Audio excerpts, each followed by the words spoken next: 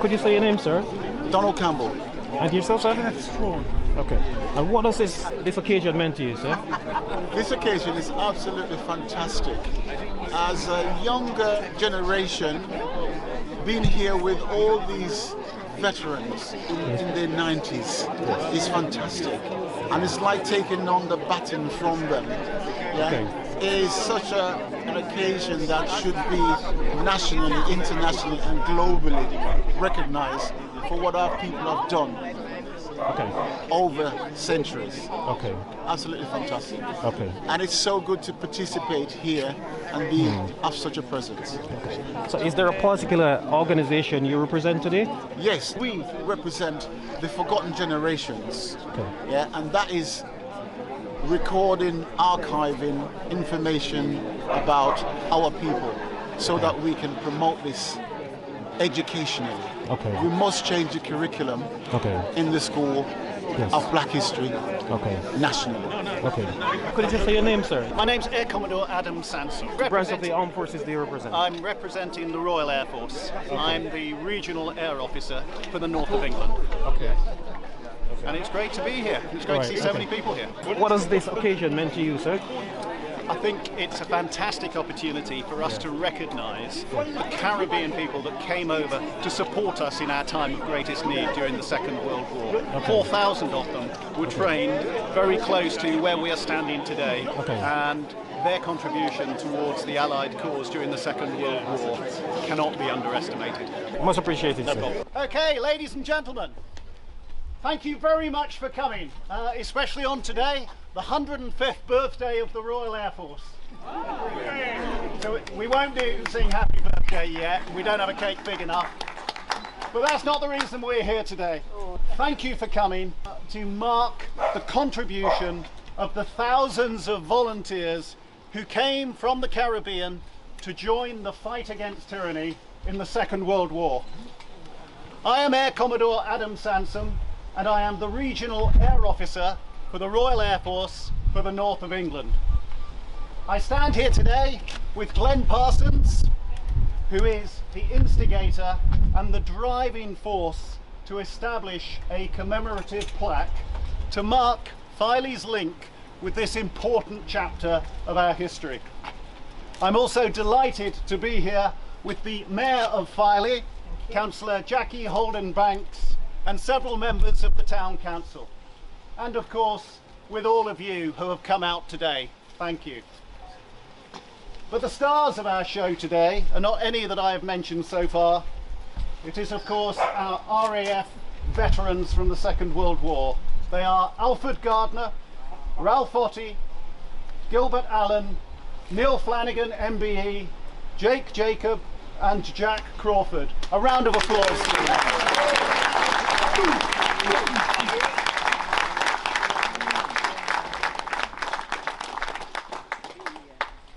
Now, these men were part of over 6,000 volunteers who left their home in the Caribbean to join the Royal Air Force in our time of need. Of these, 4,000 of them were initially trained at RAF Filey, which later became known as RAF Hunmanby Moor. It's a site not far from here and which was a requisitioned Butlins holiday camp. It seems a long way to come from the Caribbean for a Butlins holiday, doesn't it? Once trained, these men became RAF ground crew and supported operations in the UK and across the world as the war turned in our favour. It takes a special kind of person to volunteer to put themselves in harm's way in a war taking place on the other side of the world. As a nation, we were indeed fortunate that such men and women were prepared to come and help us in our fight. To quote Air Chief Marshal Sir Sholto Douglas in 1942, "You rallied promptly to our side and the cause for which we stood, determined with us to defeat those powers which would destroy civilization and plunge the world into barbarism." Of those that came, almost a third of those who became aircrew were killed during the war. there were also others who rose to great prominence later on. Flying Officer Errol Barrow became Prime Minister of Barbados and was also a close friend of Air Chief Marshal Sholto Douglas, while Flight Lieutenant Michael Manley became Prime Minister of Jamaica. Numerous others returned to the UK in later years as part of the Windrush generation, fulfilling Sholto Douglas's prediction in 1942 that those who helped to destroy the enemy in the skies today will rebuild the world of tomorrow. That they certainly did.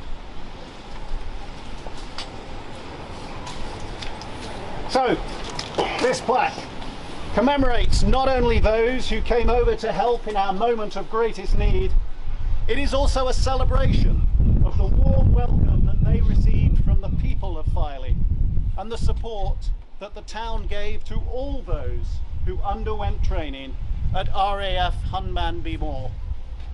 And on that note, we would unveil it, but I'd probably break my neck. So please, just imagine it being unveiled now. Thank you all very much.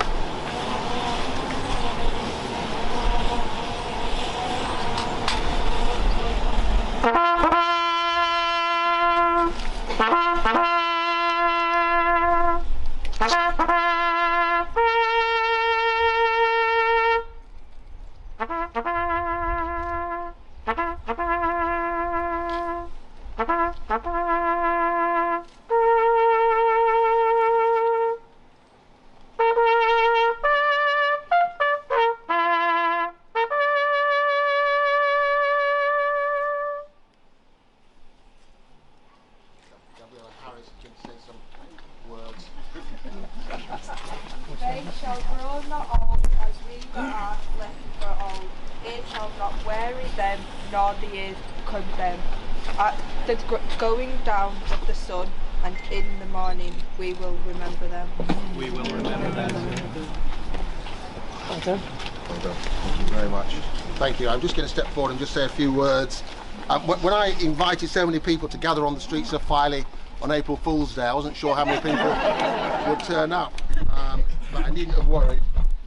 I suppose you have to mention Filey Council, because without Filey Council we wouldn't be here on Queen Street. We'd probably be at the Memorial Gardens, but anyway, that's for another day. Sorry, Lady Mayor. Thank you.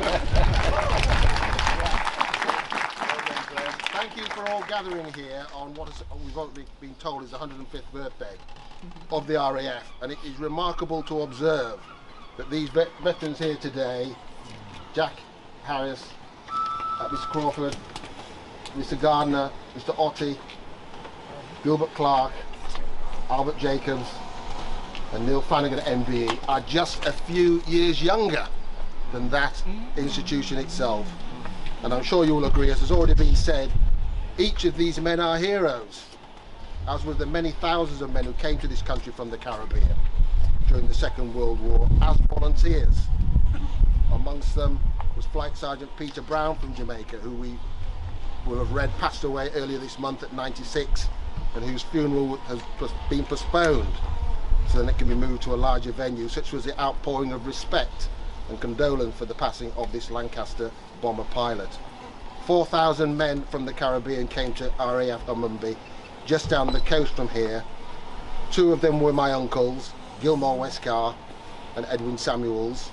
And I'm delighted to say that although sadly they have passed and were not able to live to see this day, members of their family are here and have travelled across country to be here today.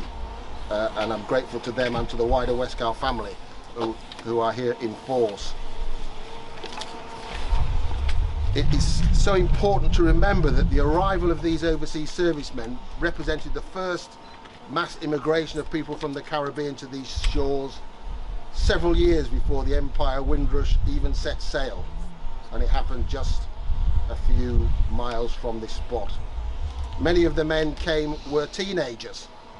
Some may even have lied about their age so they could come and serve. But they came nonetheless. They came because the mother country, as it was called then, was in need. They came and they were proud to do so. But some never returned. And there are graves in this area and the graves in the cemetery at Harrogate which show that some men as young as 19 never returned home, and their families never saw them again.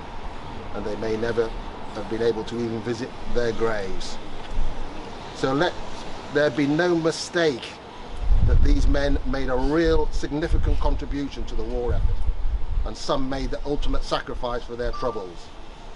However, we have to note that after the war, their selfless acts of service and bravery were almost completely erased from the history books.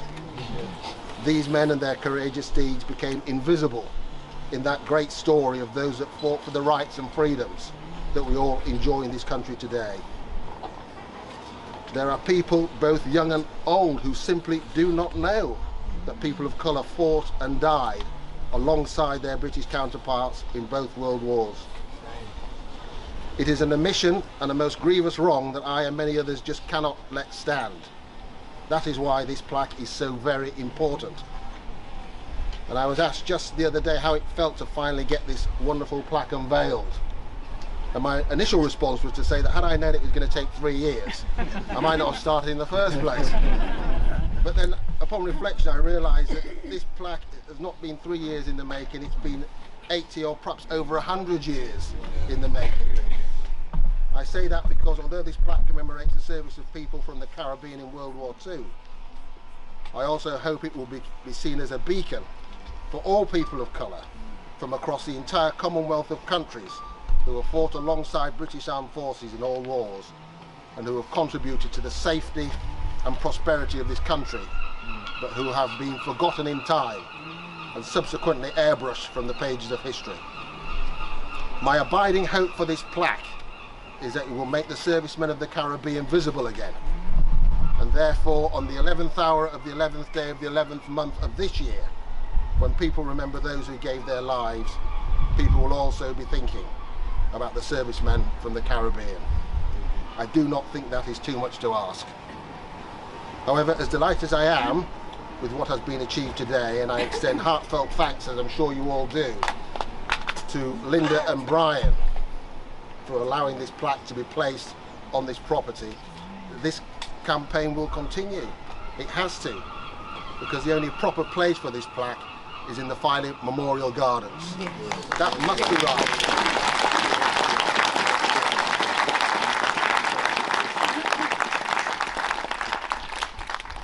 That must be right, so that on Remembrance Sunday, when we stand in silence to think about the people who lived, fought and died shoulder to shoulder, they can all be remembered by their friends and family standing shoulder to shoulder in the same memorial gardens, regardless of where they originally came from.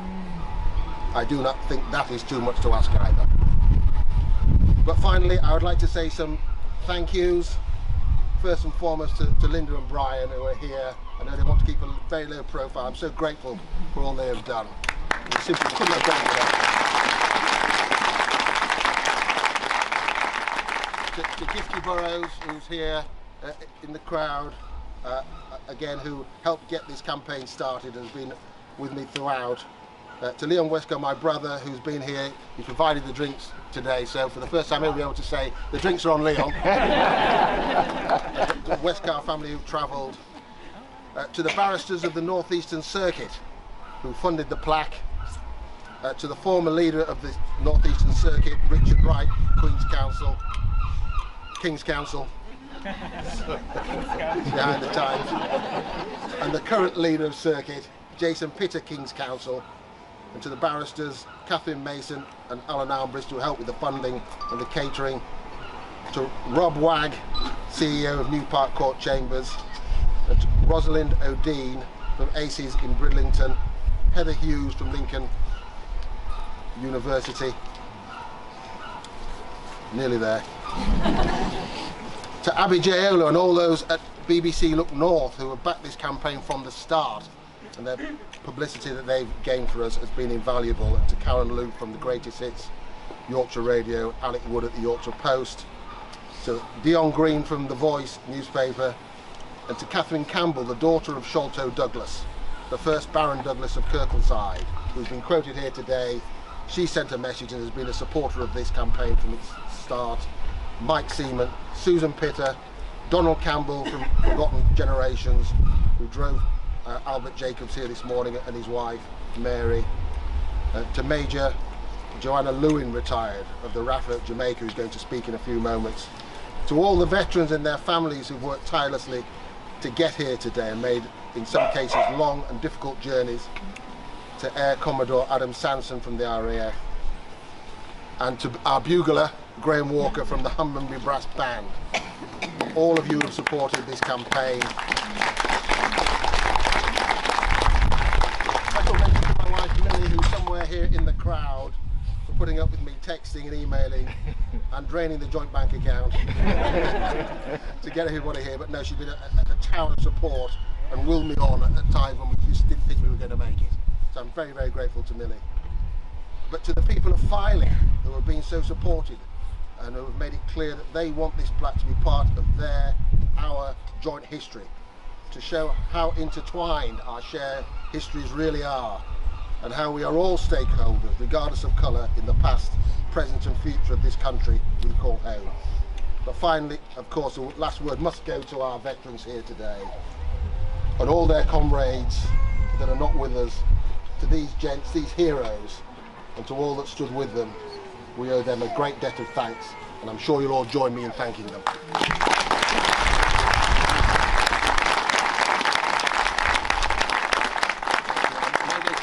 Hand over to Joanna Lewin, who is here, I think, to say some words. Miss Joanna Lewin. Wending my way. Yes. Mayor of Filey, Honorable Mayor, Air Commodore, Glenn Parsons and your team, veterans and their families, friends, colleagues, ladies and gentlemen, youngsters. First of all, I'd like to read a very brief message from the acting High Commissioner, Jamaican High Commissioner in London, Mrs. Patrice Laird Grant. It is my great honor to send warm Jamaican greetings on behalf of the Jamaican High Commission as you gather today to commemorate the lives of the brave soldiers from the British West Indies who trained at Hunman Bay Moor. Well done. A mouthful for the Royal Air Force during World War II. Overall, over 6,000 noble men and women from the West Indies joined Britain in the Commonwealth war effort.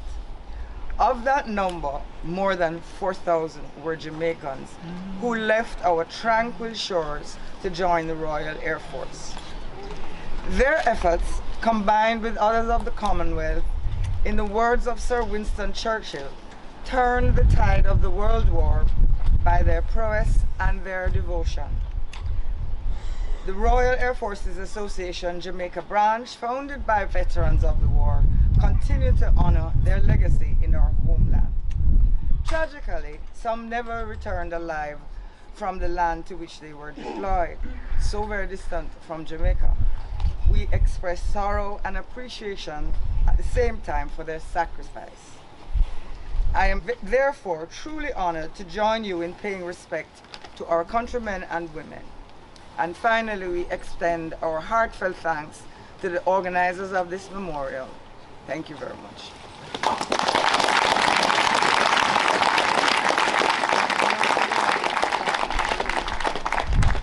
Now for the one that's a little bit more difficult. I wrote it. As you were told before, I am Joanna Lewin, Major Retired of the Jamaica Defense Force in Jamaica. Why are we here today? I know why I am here today, making the journey across the Atlantic from Jamaica just for this occasion, representing not only the Royal Air Forces Association, Jamaica 580 branch, and others, and Commonwealth vets, but also all of us who appreciate and care. But I think it is safe to say that we are all here because we care. Cliché? No. We are told that old soldiers never die, MacArthur. But how do they fade away? With ignominy? With glory? In recognition of their service, sacrifices, or silently, alone, like the now infamous, faded Flight Sergeant Peter Brown, who died in London, as you were told earlier. Miserably, and who has not been put to rest as yet, though he died in December, partially, because we care. Peter's plight, I call it. We are here because we care.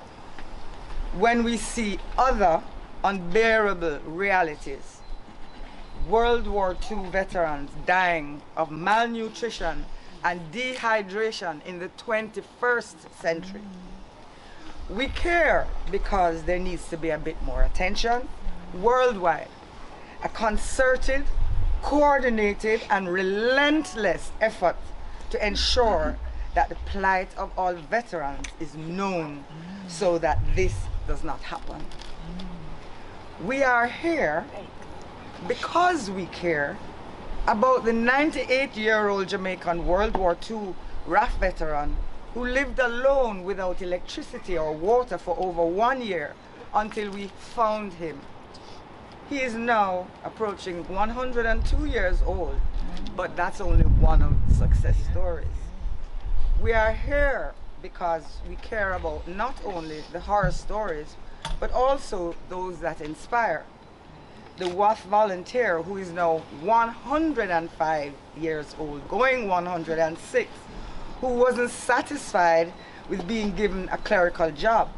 She ended up being a radar operator, and after the war, a barrister in the UK, and then came home to Jamaica and became the first female judge in our judiciary system, and an outstanding Girl Guides leader. These situations did not happen by accident, but occasions like this epitomize not only the efforts to recognize and celebrate the contribution of thousands of youngsters, and as you were told earlier, some as young as 14 years old, who lied about their age, but who volunteered to fight for king and country. Who endured the perilous journey from the Caribbean to the UK, who fared torpedo strikes, who endured racism and prejudice in many forms, who endured the bitter cold, right here in Filey and other places. Some perhaps were not able to survive some of the harsh conditions. We are here and we care because so many of those who survived after their service made positive and significant contributions in their home countries, in the United Kingdom, in other arenas worldwide. This, again, is not accidental nor incidental. This derives from the input and influence of so many, their families, their schooling, the dark and dangerous sides of their experiences, the training here and other places, learning to deal with harsh conditions, the brutality of war, rationing, having to participate in dangerous missions, losing loved ones, friends, family. I could go on, but without a doubt, these experiences serve to help to mold them and future generations, including mine. We are here and we care because we owe them a debt of gratitude. We must care. We must be grateful for the contributions of our Jamaicans and those from every nation who contributed to our freedoms and development during and after the wars, and to those who paid the ultimate sacrifice. But the care takes care. Occasions like this giving us hope that the full history will be recorded and the contributions of all recognized. I'll be on soon, I promise you. As a colleague reminded some of us in a group, a community as I call it, of those who care, just a few days ago, quoting Banksy, they say you die twice. One time when you stop breathing, and the second time a bit later on when somebody says your name for the last time. So let us do what we can to ensure that our brave peoples do not die twice. Hopefully this will not be the last time someone says the name of but a few of these brave. And I had listed some of them, but we've heard them here from others, so I won't go into that. Did you mention Eric Barrow, Prime Minister? He did. He did, okay. And I know you mentioned Michael Manley, but no, Michael Manley. Michael Manley served in World War II. His father and his uncle served in World War I, and his uncle died on the battlefield. We had a Jamaican, Cecil Phillips, World War II RAF pilot, who became a prisoner of war, but fortunately lived to tell the tale. There are other outstanding veterans and achievers, and there are some of them here with us today, thank God. There are many institutions, interest groups, individuals. I dare not start to name them. Some here today, and I think some were mentioned, I didn't hear Audrey, hi Audrey, dedicated to saying their names repeatedly. Please let this continue because we care. We are very grateful and overjoyed that this effort has been made to commemorate those who crossed the Atlantic and volunteered for service, to fight for king and country, or just because it was an opportunity or an adventure, or. But regardless of the reason, we must honor them because we care.